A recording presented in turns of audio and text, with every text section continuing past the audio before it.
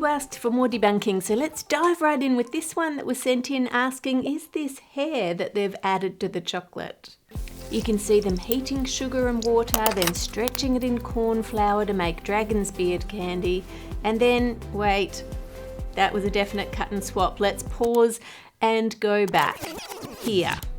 That's what she had, and then it switches to this, a completely different texture. It looks like she's trying to make the very popular angel hair chocolate, which, yes, it does look like hair, but it's not hair, it is edible candy. But unlike what that video said, and lots of other videos online have said, it is not filled with dragon's beard candy. Dragon's beard is made by making some sugar and then stretching it in the corn flour like we saw, and if you do it really well, you end up with really fine strands, but it's not the same as what's in the angel hair chocolate. That's got pashmak in it.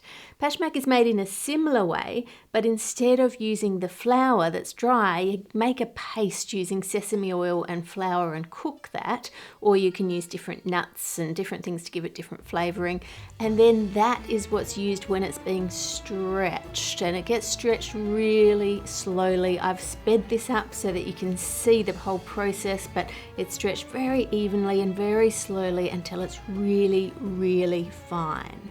Store-bought pashmak looks like this. It's really beautiful, and look how fine that is. It does just look like hair, and it's not sticky at all. It feels kind of soft, and you can get this in all different flavors. This one is pistachio. It's not cheap, but there is a lot in the packet, plenty enough to put in multiple chocolate bars. Now you can try and make pashmak at home, but it is quite tricky. If you heat the sugar slightly too hot, then when you're pulling it, it is going to set before you're ready, and then you're not going to be able to pull it fine enough, and it's just going to be too crispy and crunchy. But if you take it off slightly too early when your sugar's not quite hot enough, it's going to be really easy to stretch, and it's going to look great on camera, but it's going to have the wrong texture. It's going to be sort of like wet hair rather than dry and fluffy, and that's not what we're after either. So I'd suggest just buy some pashmak for this, because the texture is what makes it special.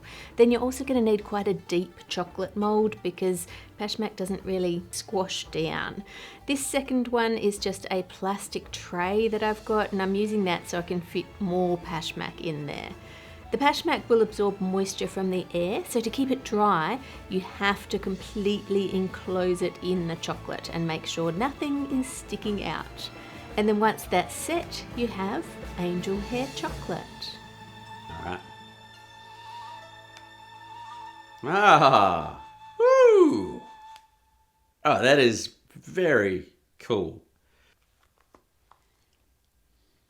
How good's debunking? It is hard to eat because the chocolate doesn't stick to the pashmak at all. Oops. I like it. It's great. Very cool. Well done, whoever came up with that. Microfibers. Next, Adam wants to know if this is true. Eating a banana and putting a banana in a blender is two different things. I did not know that. One day I was making one of those paleo type protein. It's coconut milk. I said, let me put a banana in this, man. I'm like, damn, this is delicious. I'm onto something. I gained weight that week. I didn't know what it was. From the banana? When you blend a banana, it's 8 points. When you eat a banana, it's guts. Because when you eat fruit, the saliva in your mouth breaks the fruit down and it digests the sugar a different way. When you bypass that enzyme in your mouth, that's when you get 300 pounds like Uncle Joe. There's a lot to break down there. Firstly, I wanted to know if it was even a real quote or if it was just AI generated voices. So I searched for the original interview, and yes, it is a real quote. Eating a banana and putting a banana in a blender is two different things. But they have, of course, shortened what he was talking about, and they left out the bit where he said he changed what protein powder he was using in his smoothies that week, which may have contributed to his weight gain. But regardless, he was mainly talking about the difference between a pureed banana versus a banana that is being eaten fresh. You're killing yourself. You are killing yourself every time you puree fruit. Now, he's got that impression because he is, well, at the time of the interview, was currently on the Weight Watchers diet. And in that diet, if you have a fresh piece of fruit, it doesn't count towards your daily intake points at all. And if you have it pureed, it does count quite considerably towards your points. Now, the reasoning for that he gave was not at all the reasoning they give. On their website, they say it's easier to overeat if you have it as a drink rather than consuming it as fresh fruit. And they also say it may not make you feel as full as if you eat it fresh. But interestingly, there was a study done in 2022 looking at this exact issue of pureed fruit versus eating it whole. And surprisingly, they found the glycemic response was lower and slower, which is what you want because it makes you feel fuller for longer generally, when you had it pureed versus if you had it fresh, which was particularly the case for any fruit that had seeds in it. So strawberries, blackberries, blueberries, that sort of thing. So the bottom line is, as long as you're having fruit that doesn't have sugar added to it, so don't add sugar into your smoothies or any ingredients that have sugar in them. As long as you're eating fruit, eat it how you like it. I don't care if it's in a smoothie or if you're eating it fresh, just eat your fruit. It's good for you. Chuck some veggies in there too if you can. All right, moving on now. Are the mukbang videos where people consume huge amounts of food real or fake? Originally, mukbang videos came from Korea and they were made of people just eating normal amounts of food. And it was designed so that you could sit and eat your meal while that person's eating their meal if you had nobody to eat with, a bit like the Study With Me videos. But that's not what gets heaps of views. Normal meals doesn't seem to attract the algorithm's attention. People eating ridiculous amounts of food seems to get lots of views. Now, a lot of these channels have a host that is skinny, and due to the constant cuts in the videos right where they would normally swallow, they have been accused of spitting out the food and wasting food to make these videos. That is a claim that they deny and say that is totally untrue. Certainly there are some channels that don't cut at all, it's just the whole way through, so they're definitely eating that amount of food. So then how are they staying skinny and not putting on lots of weight? Well, this guy says that he balances his calories over a whole week instead of each day. So if he overeats for 2 filming days, he then eats very little and works out heavily on the other days. So overall, the calorie intake for the week is balanced. 21,000 calories in a week is a high calorie intake even for a guy. So for him not to be putting on weight with that amount of calories, he must be working out a lot every day. I'm not saying that would be good for you to binge and then starve and binge and then starve, but it's possible to not put on weight while you're doing that. But there is a limit to that maths. So in one of his videos, it says that the meal was 20,000 calories on its own. So if he has 21,000 calorie limit for the whole week, he's already nearly out of calories and he's only filmed 1 video for the week. And if the host was a little bit shorter, maybe a female host, then even if they worked out heavily every single day, they're not going to be able to have that many calories in their week. They may be able to have like 16,000 calories. And some of them are filming 3 times a week. So then that's only 5,300 calories per upload, which then means they just can't have a massive volume of food like the guy was having, or they will put on weight. And certainly that has been the case with some channels where you've seen over time they have ballooned out and put on a lot of weight at the expense of their health. There was a story a little while ago about a mukbang creator in China that went viral.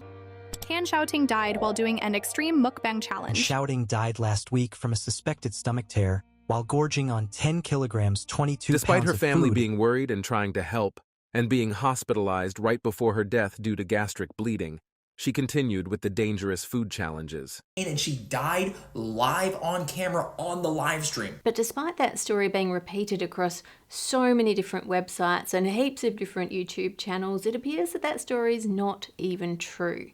It certainly wasn't reported by any mainstream media, and there is no evidence that there ever was a live stream where that happened, and all of the pictures that were used in all the different stories are all of different people. For example, this image is actually from a medical website, and some of the videos are apparently from a Chinese TikToker who is very much still alive and has now lost a considerable amount of weight. Next, Kitty, one of my patrons, wants to know what diastatic malt does and if she should be adding it to her bread dough. Diastatic malt is like touted as this magic ingredient that's going to make your bread so much better, but it is quite expensive. If you've never heard of it, it's made by soaking grain like barley until it swells and then leaving it to sprout, then dehydrating it and drying it out and removing the roots and the sprouted bit, and then grinding up the grain into diastatic malt powder. The thing that's special about this is that in order for the plant to grow, it needs energy. So it makes diastase enzymes like amylase that can break down the starch that's in the grain and turn it into sugars for energy for the plant to grow. And as long as it hasn't been heated over a certain temperature, those enzymes will still be intact in the diastatic malt, and when you wet it, they will start working again.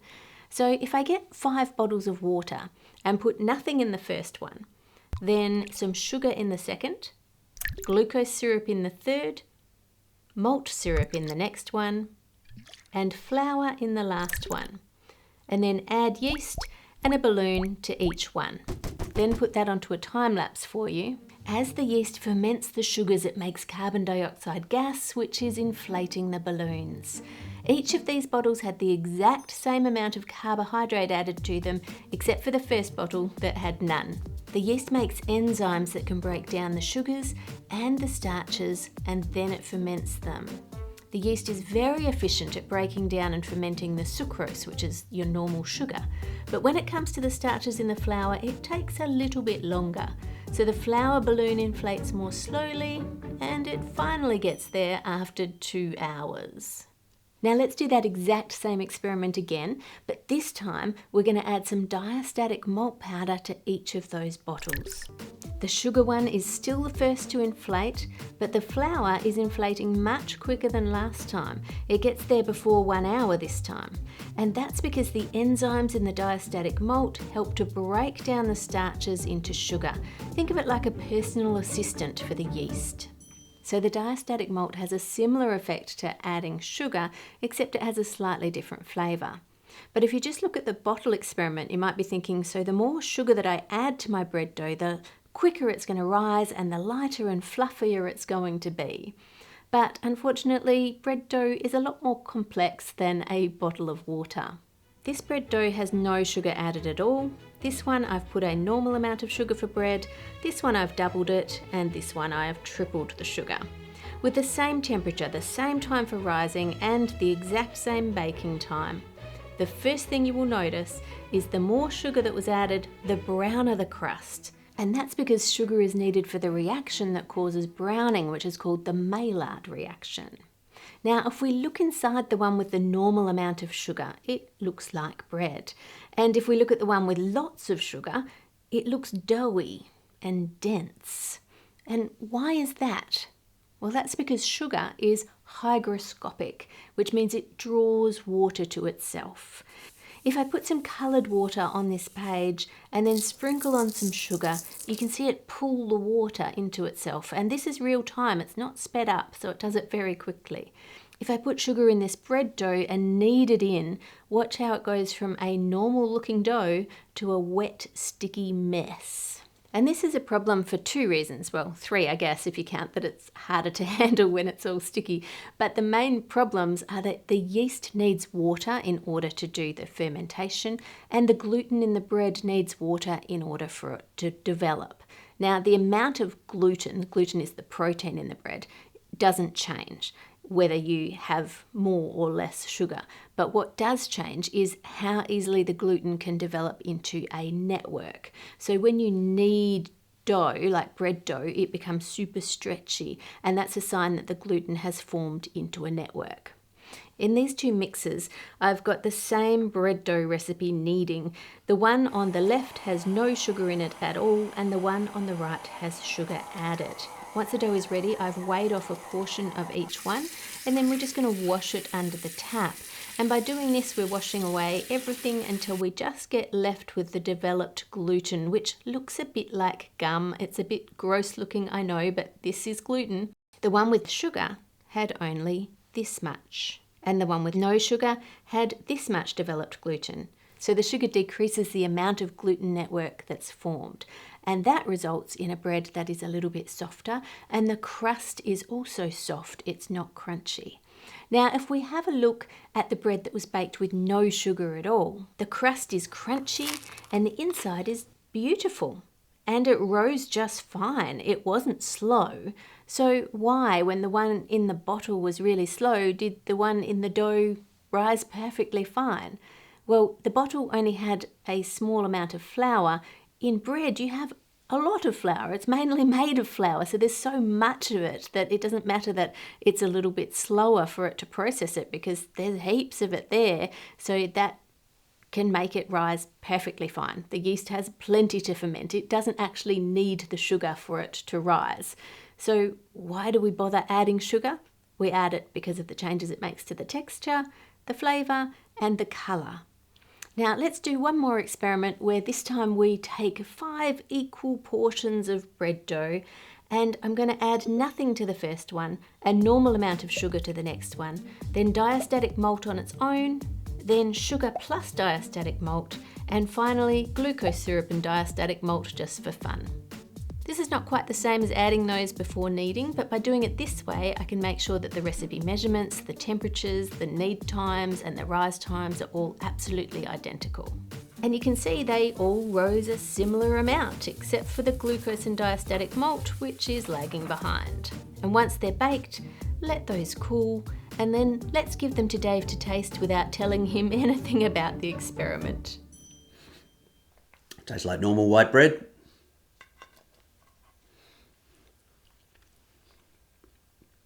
Oh, it's a tiny bit sweeter. That was a little bit nicer.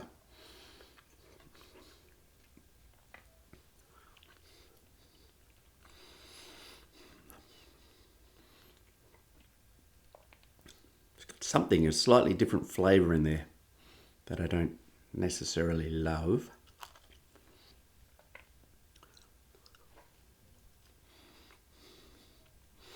I keep waiting for it to be bad, but it's sort of just bread. I like that one. Number 4. Yum. But the flavour's not bad. Flavour's quite similar. It's a bit more doughy, and the crust is definitely not as crunchy. Do you have a favourite? I think maybe 2 and 4, they just had a little bit more flavour to them. I think maybe 4. Because bread is bread, and it's been so popular for generations, there have been thousands and thousands of studies on bread, looking at what if you control the temperature slightly differently, or changing the rise times, or tweaking the different ingredients, or even letting it rise under a vacuum. So many different variations, and they've even x-rayed it as it's rising so they can see the bubbles inside, and there is a lot that you could read. But if you're making it at home and you're not making it commercially, and it doesn't matter if it takes 10 minutes longer to rise, you don't have 20 more loaves waiting in straight after that one, I don't think you're going to see a huge dramatic difference, especially because we can't exactly control temperatures and everything like they can commercially. But it's fun to experiment, so do some different experiments, make some changes, and come up with the perfect recipe that your family likes the best. If you enjoyed this video, make sure you subscribe and turn on notifications to let the algorithm know that this channel should be shown and shared with other people too. With thanks to my amazing patrons for all of your support, make it a great week by being kind to others, and I'll see you on Friday.